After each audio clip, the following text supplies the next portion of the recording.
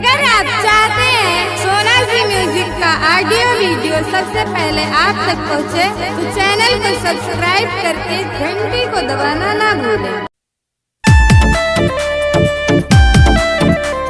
Music by Arjun Nishad.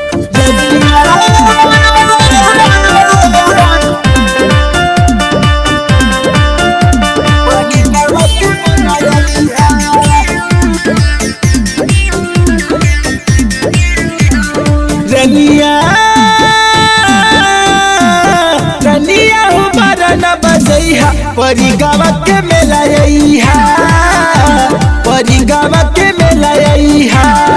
कवनो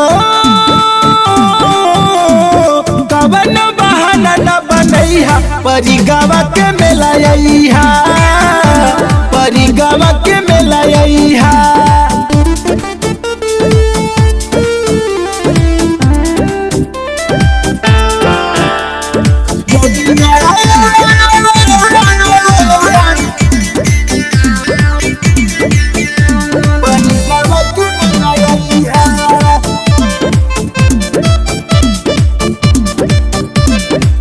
अखिया में काला चश्मा हो जाने लगा के तू अइहा, मीठा पनवा खाई के जाने तू मुस्कुरैहा,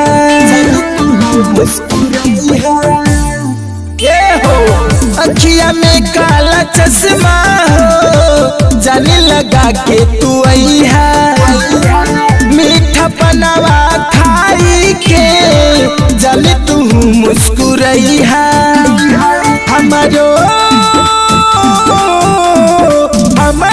दिल न दुखैहा परी गाँव के मेला यहा, परी गाँव के मेला यहा।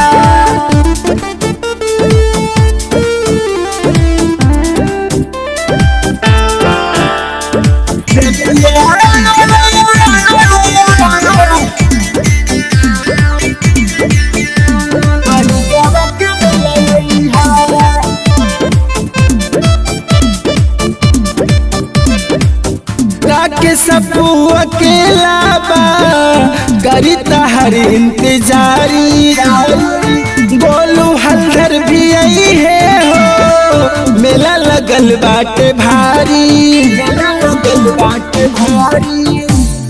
ए हो अर्जुन प्रदीप अकेला बा करी तहर इंतजारी, विष्णु गोलू भी आई है हो मेला लगल बाटे भारी। किशोरी के मनवा पुरैहा परी गाँव के मेला यहा।